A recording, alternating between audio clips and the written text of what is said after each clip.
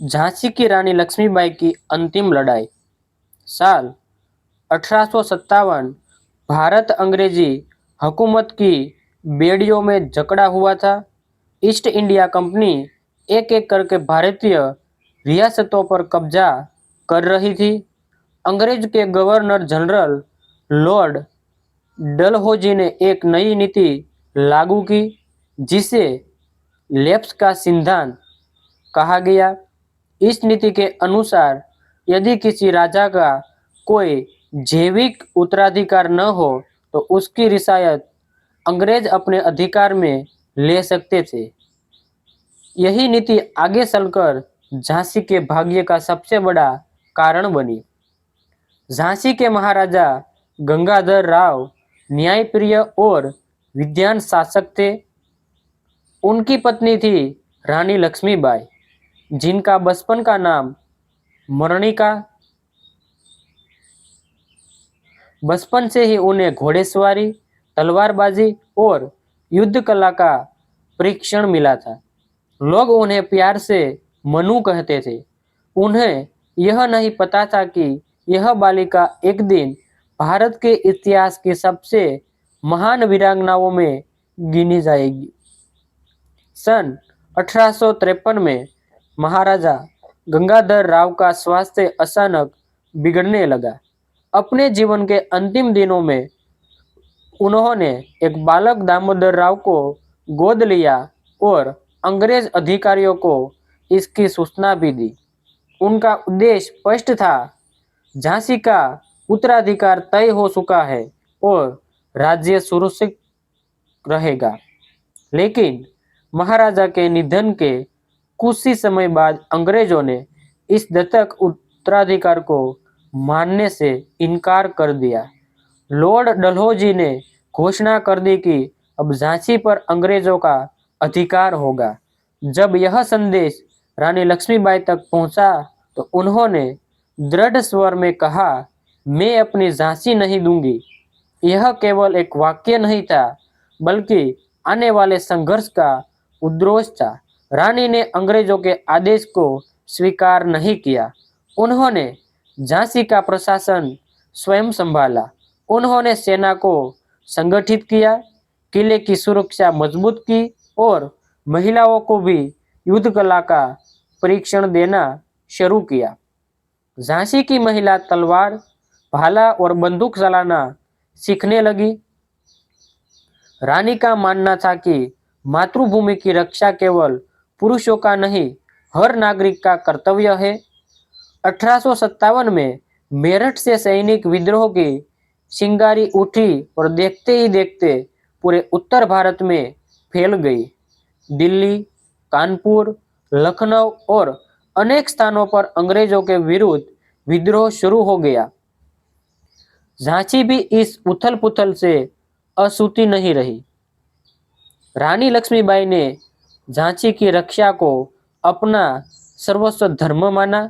उन्होंने किले की प्राचीरों का निरीक्षण किया, सैनिकों का उत्साह बढ़ाया और जनता से कहा कि कठिन समय में एकजुट रहना ही सबसे बड़ी ताकत है।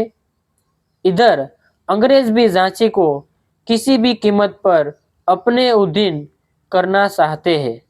उन्होंने अनुभवी सेनापति सर ह्यू रोज के नेतृत्व में बड़ी सेना तैयार की। उनके पास आधुनिक तोपें, परीक्षित सैनिक और पर्याप्त संसाधन थे। और दूसरी तरफ झांसी के पास सीमित सैनिक, सीमित हथियार और सीमित गोला बारूद था। फिर भी रानी के चेहरे पर भय का कोई चिन्ह नहीं था। उन्होंने अपने छोटे से दत्तक पुत्र दामोदर राव को गोद में उठाया और किले की ओर देखते हुए कहा कि झांसी की रक्षा उनके जीवन का सबसे बड़ा कर्तव्य है। सन 1858 की शुरुआत तक अंग्रेजी सेना झांसी की ओर बढ़ चुकी थी। किले की प्रसारियों पर सैनिकों तैनात थे। तोपों को तैयार कर दिया गया था। झांसी की जनता जानती थी कि अब निर्णायक समय आ गया है। हर घर में एक ही प्रार्थना हो रही थी। झांसी की सुरक्षित रहे, लेकिन किसी को यह अंदाजा नहीं था कि आने वाले कुछ दिनों में झांसी की धरती भारत के इतिहास की सबसे भीषण और यादगार लड़ाइयों में से एक की झांसी की साक्षी बनने वाली है। सन 1858 के मार्च महीने में अंग्रेजी सेना झांसी पहुंच गई। सेनापति सर ह्यूज रोज ने किले के चारों ओर से घेर लिया। उनके पास भारी तोपें, प्रशिक्षित सैनिक और आधुनिक हथियार थे। दूसरी ओर झांसी के सैनिक संख्या में कम थे, लेकिन उनके भीतर अपनी मातृभूमि की रक्षा का अदम्य साहस था। रानी लक्ष्मीबाई प्रतिदिन किले की प्राचीरों पर जाकर सैनिकों का उत्साह बढ़ाती थी। वे स्वयं घोड़े पर सवार होकर मोर्चों का निरीक्षण करती और हर सैनिक से कहती कि यह युद्ध केवल झांसी का नहीं, बल्कि भारत के सम्मान युद्ध का है। उनकी उपस्थिति ही सैनिकों के लिए सबसे बड़ी प्रेरणा बन जाती थी। अंग्रेजों ने किले पर लगातार तोपों से गोलाबारी शुरू कर दी। कई दिनों तक दिन रात गोले बरसते रहे। किले की दीवारें जगह जगह से टूटने लगी, लेकिन झांसी के सैनिकों ने हार नहीं मानी।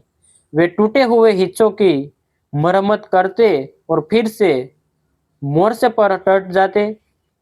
इस कठिन समय में रानी के साथ अनेक वीर योद्धा थे। इतिहास में झलकारी बाई, गुलाम गोश खा, खुदा बख्श और कई अन्य वीरों का उल्लेख मिलता है, जिन्होंने झांसी की रक्षा में असाधारण साहस दिखाया। गुलाम गोश खां ने अपनी तोपों से अंग्रेजी सेना को भारी क्षति पहुंचाई, जबकि झलकारी बाई ने संकट की घड़ी में अद्भुत वीरता का परिचय दिया। युद्ध लगातार भयंकर होता जा रहा था। किले के भीतर भोजन और गोला बारूद की कमी होने लगी, लेकिन रानी ने किसी को निराश नहीं होने दिया। वे स्वयं सैनिकों के बीच जाकर उसका हौसला बढ़ाती थी। इसी बीच रानी ने अपने सहयोगी को संदेश भेजा। उन्होंने मराठा सेनानायक तात्या टोपे से सहायता की अपील की। तात्या टोपे अपनी सेना लेकर झांसी की ओर बढ़े, लेकिन अंग्रेजी सेना ने रास्ते में ही उन्हें रोक दिया। भीषण संघर्ष हुआ, पर वे झांसी का घेरा नहीं तोड़ सके। अब झांसी लगभग अकेली पड़ चुकी थी। अंग्रेजों की गोलाबारी और तेज हो गई। कई दिनों तक लगातार बमबारी के बाद किले की एक दीवार का बड़ा हिस्सा टूट गया। अंग्रेज सैनिक उसी रास्ते से भीतर घुसने लगे। झांसी के सैनिकों ने तलवारों और बंदूकों से उनका डटकर सामना किया। किले के भीतर गली गली में युद्ध होने लगा। रानी लक्ष्मीबाई ने भी तलवार उठाई और स्वयं युद्ध में उतर गई। वे अपने प्रसिद्ध घोड़े बादल पर सवार होकर एक मोर्चे से दूसरे मोर्चे तक पहुंचती और सैनिकों का नेतृत्व करती। उनकी वीरता देखकर अंग्रेज सैनिक भी आश्चर्यचकित रह जाते हैं, लेकिन धीरे धीरे स्थिति गंभीर होती जा रही थी। अंग्रेजों की संख्या बहुत अधिक थी और उनके पास हथियार थी बेहतर थे। रानी के विश्वस्त साथियों ने आग्रह किया कि यदि रानी जीवित रहेगी तो भी संघर्ष आगे बढ़ सकेगा। काफी विचार के बाद निर्णय लिया गया कि रानी किले से निकलकर अन्य क्रांतिकारियों से मिलेगी और स्वतंत्रता का युद्ध जारी रखेगी। रात का समय था। चारों ओर युद्ध की आग जल रही थी। रानी लक्ष्मीबाई ने अपने छोटे दत्तक पुत्र दामोदर राव को अपनी पीठ पर बांधा, हाथों में तलवार ली और घोड़े बादल पर सवार हो गई। किले की ऊंची प्राचीर के पास पहुंचकर उन्होंने अपने घोड़े को ईड़ लगाई। इतिहास में वर्णित उस साहसिक क्षण में रानी ने किले से निकलने का जोखिम उठाया और अंग्रेजों के घेरे को चीरते हुए बाहर निकलने में सफलता पाई।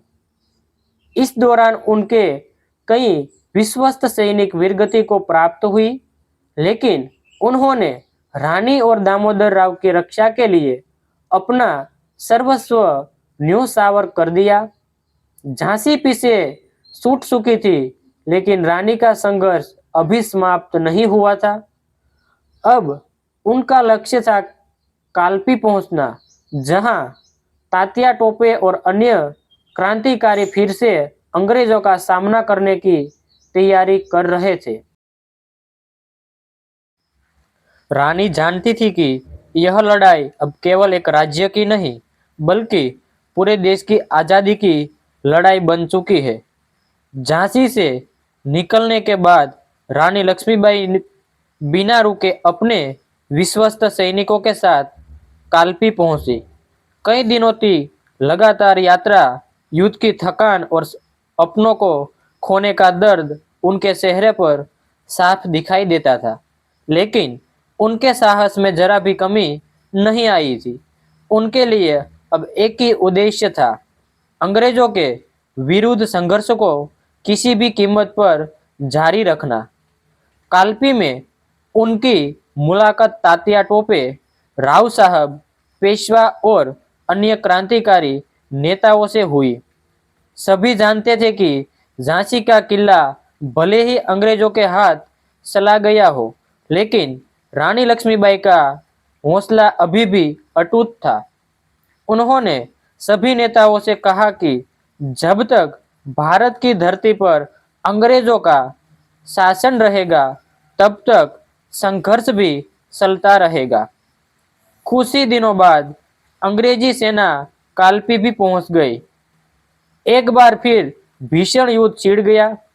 अंग्रेजों के पास आधुनिक तोपें और बड़ी सेना थी, जबकि भारतीय क्रांतिकारियों के पास सीमित संसाधन।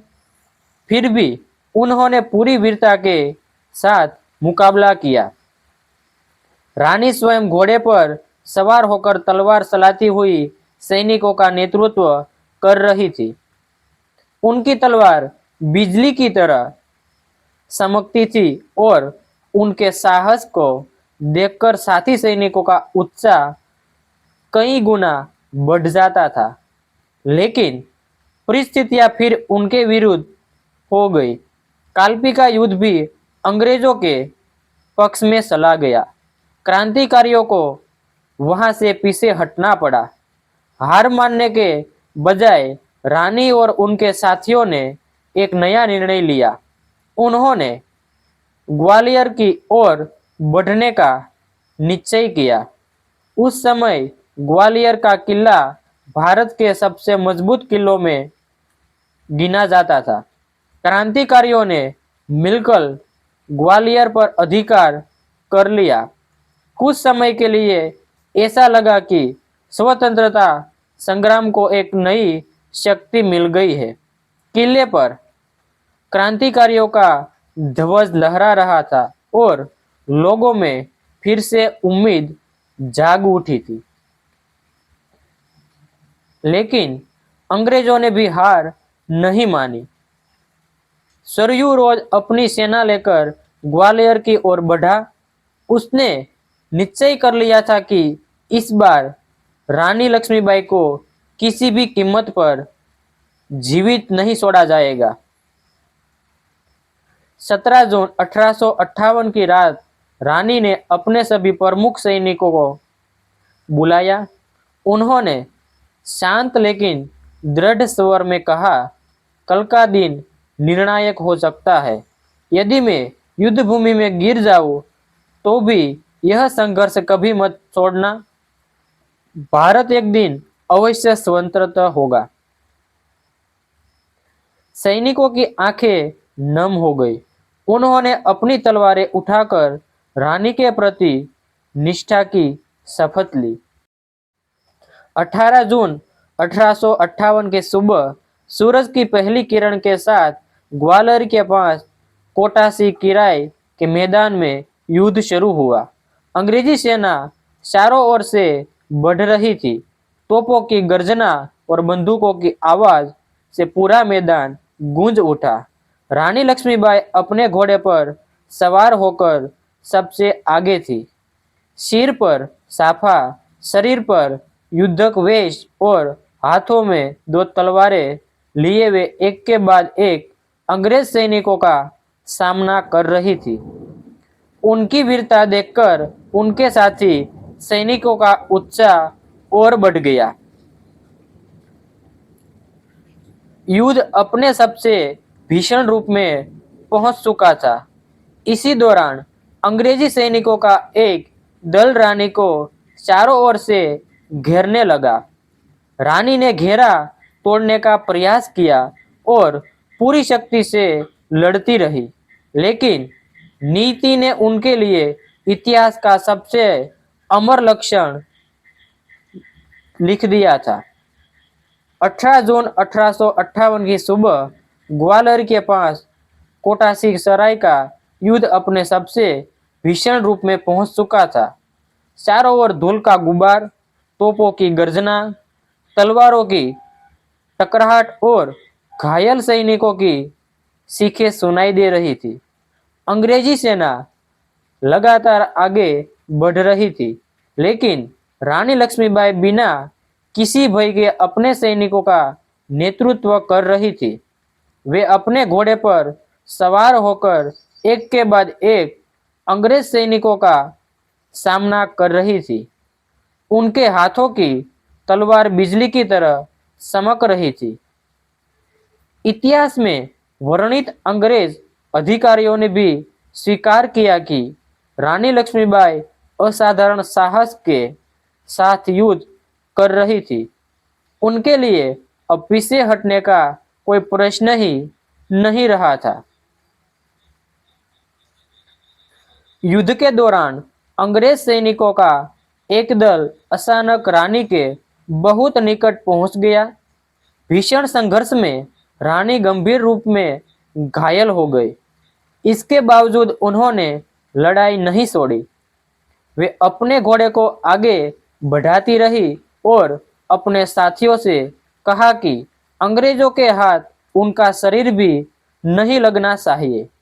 कुछ विश्वस्त सैनिक उन्हें युद्ध भूमि से निकालकर पास स्थित एक साधु बाबा गंगादास की कुटिया तक ले गए। रानी की स्थिति अत्यंत गंभीर थी। उन्होंने अपने छोटे दत्तक पुत्र दामोदर राव की ओर देखा और अपने साथियों को संकेत दिया कि बच्चे की रक्षा हर हाल में की जाए। कुछ ही देर बाद भारत की इस महान वीरांगना ने अंतिम सांस ली। उनकी अंतिम इच्छा का सम्मान करते हुए उनके साथियों ने वही उनका अंतिम संस्कार कर दिया, ताकि अंग्रेज उनके पार्थिव शरीर तक न पहुंच सके। इस कारण अंग्रेजों को रानी का शरीर कभी प्राप्त नहीं हुआ। जब सरयू रोज को रानी लक्ष्मीबाई के वीर गति प्राप्त करने का समाचार मिला, तो उसने भी उनकी वीरता की प्रशंसा की। इतिहास में उनसे जुड़ा एक प्रसिद्ध कथन मिलता है कि वे विद्रोही नेताओं में सबसे बहादुर और सबसे योग्य थी। यह उस शत्रु की स्वीकृति थी जो उनसे युद्ध कर रहा था। रानी लक्ष्मीबाई की आयु उस समय लगभग 29 वर्ष थी, लेकिन इतने कम जीवन में उन्होंने ऐसा इतिहास रच दिया जो सदियों तक लोगों को प्रेरित करता रहेगा। झांसी भले ही अंग्रेजों के अधीन चली गई, लेकिन रानी का बलिदान व्यर्थ नहीं गया।